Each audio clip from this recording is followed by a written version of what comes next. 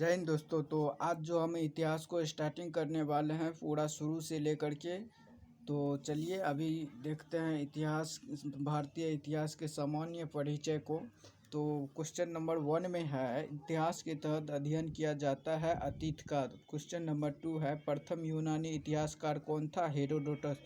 अगला, निम्नलिखित में से किसने स्पष्टता कहा कि इतिहास के समस्त निष्कर्ष युक्ति संगत साक्ष्यों पर आधारित है? थ्यूसिडाइडिस ने कहा।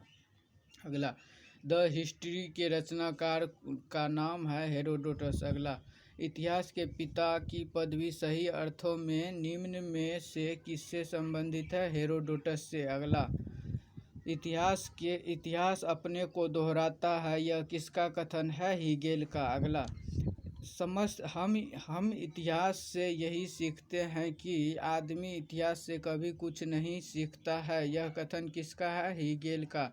अगला, किसका कथन है समस्त इतिहास वर्ग संघर्ष का इतिहास है? कार्ल मार्क्स का। अगला, निम्नलिखित में से कौन सा एक इतिहास के विषय में मार्क्स के दृष्टिकोण का संक्षिप्त वर्णन करता है?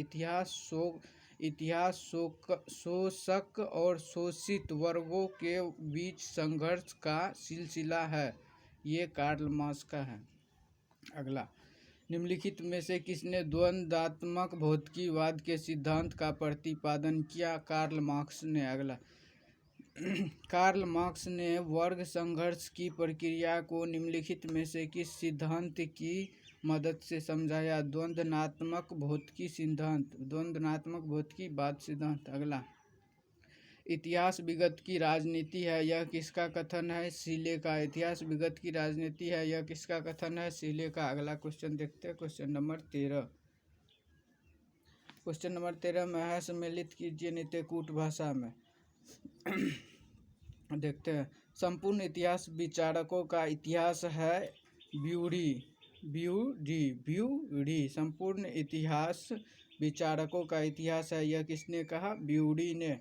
इतिहास स्वतः मात्र एक विज्ञान है, इससे कम नहीं और इससे अधिक नहीं, यह किसने कहा? ओकसाट ने। फिर से देखते हैं दोस्तों, ये गलत हो गया है, फिर से देखते हैं। संपूर्ण इतिहास विचारकों का इतिहास है, यह किसने कहा? कालीवुड ने। पहले हम ब्यूडी बोल दिए थे, ये नहीं होगा, कालीवुड होगा। अगला देखते हैं, इतिहास स्वतः मात्र एक विज्ञान है, इससे कम नहीं और इससे अधिक नहीं, ये किसने कहा? ब्यूडी ने। अगला, सच है ओकसाट की इतिहास से अतीत वर्तमान के साथ बदलता है। अगला, इतिहास का महत्व वैज्ञानिक नहीं टेवेलियन करता है। अगला क्वेश्चन नंबर 14 देखते हैं, किस इतिहास दर्शन शास्त्री ने कहा समस्त इतिहास समकालीन इतिहास है?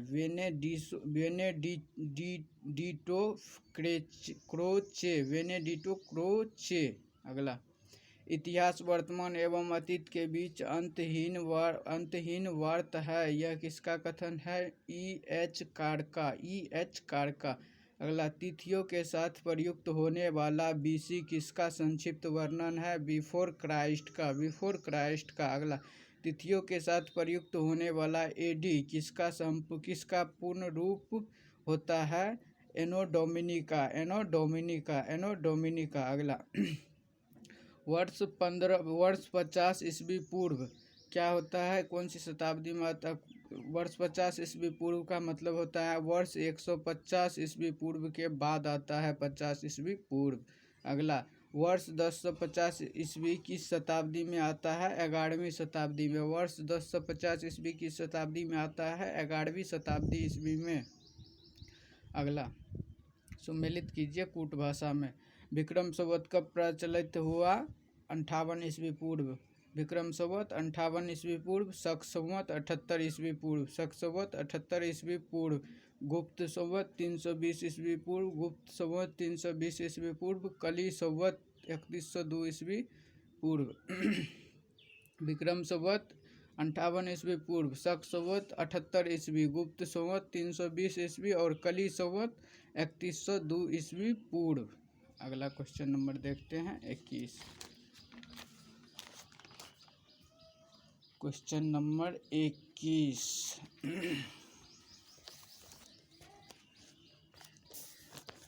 क्वेश्चन नंबर 21 में है, विक्रम संवत प्रारंभ हुआ 58 ईस्वी पूर्व में। अगला, शक संवत का प्रारंभ किस साम्राज्य के शासनकाल में 78 ईस्वी में हुआ? कनिष्ठ के। वेरी वेरी इंपॉर्टेंट आज में। शक संवत का प्रारंभ किस सम्राट के शासनकाल में हुआ? 78 ईस्वी में कनिष्ठ के। कनिष्ठ के। भारत। अगला, भारत का राष्ट्रीय पंचांग किस संवत पर आधारित है? शक संवत पर। शक संवत पर। अगला, गुप्त संवत 319 से 320 ईस्वी को प्रारंभ करने का श्रेय किसे दिया जाता है? चंद्रगुप्त प्रथम को। चंद्रगुप्त प्रथम को। अगला, चंद्रगुप्त प्रथम ने गुप्त संवत का प्रारंभ किस उपलक्ष्य में किया? अपने राज्यरोहण के स्मारक के रूप में। अगला, निम्नलिखित कथनों पर विचार कीजिए, नीति कूट भाषा में आंसर दीजिए। विक्रम संवत 58 ईस्वी से प्रारंभ हुआ, 58 ईस्वी पूर्व से प्रारंभ हुआ। शक संवत 78 ईस्वी से आरंभ हुआ। गुप्त संवत 319 से 320 ईस्वी को आरंभ हुआ। और भारत में मुगल शासक का युग सन 1192 ईस्वी से शुरू हुआ। ये गलत है, मुगल शासन का नहीं हुआ, ये गलत है। तो 1, 2, 3 सही होगा। अगला देखते हैं, हर्षवर्धन ने 606 ईस्वी में हर्ष संवत की स्थापना किस उपलक्ष्य में की थी? अपने राज्यरोहण के उपलक्ष्य में। अगला, निम्नलिखित में से वह कौन सा संवत है जो कलचुरियों द्वारा प्रयुक्त किए जाने के कारण कलचुरी संवत भी कहलाते हैं? त्रिकूटक संवत। अगला, चालुक्य विक्रम संवत का प्रचलन किसने किया? विक्रमादित्य सिक्स ने। चालुक्य विक्रम संवत का प्रचलन किसने किया? विक्रमादित्य सिक्स ने। अगला, निम्नलिखित में से किसे एक नए संवत चलाने का यश प्राप्त है? लक्ष्मण सेन को। लक्ष्मण सेन को। अगला, निम्नलिखित में से कौन सा वर्ष दिसंबर 2009 में शक संवत का वर्ष होगा? 1931। 1931। अगला, विक्रम संवत 2070 को ईस्वी संवत में रूपांतरित करने पर मान होगा 2013। 2013। अगला देखते हैं दोस्तों 33। क्वेश्चन नंबर 33 है, विक्रम एवं शक संवत के आरंभ के बीच कितने वर्षों का अंतर है? 135 वर्षों का। विक्रम एवं शक संवत के आरंभ के बीच कितने वर्षों का अंतर है? 135 वर्षों का। अगला, पुलकेशिन प्रथम का बादामी शिलालेख शक वर्ष 465 का दिनांकित है। यदि इसे विक्रम संवत में दिनांकित करना हो तो वर्ष होगा 600। अगला, राजस्थान सरकार के कैलेंडर में विश्व संख्या 2063 लिखा हुआ है, तो सके संवत क्या होगा? 1928 सके। 1928 सके। अगला, पुरातत्व से स्तर विन्यास पद्धति निम्नलिखित में से किसको समझाने के लिए प्रयुक्त की जाती है? भौतिक अवशेष के क्रमिक निक्षेप को। भौतिक अवशेष के क्रमिक निक्षेप को। अगला, कार्बन 14 तिथि निर्धारण पद्धति का विकास किसने किया? विल्डर लिबी ने।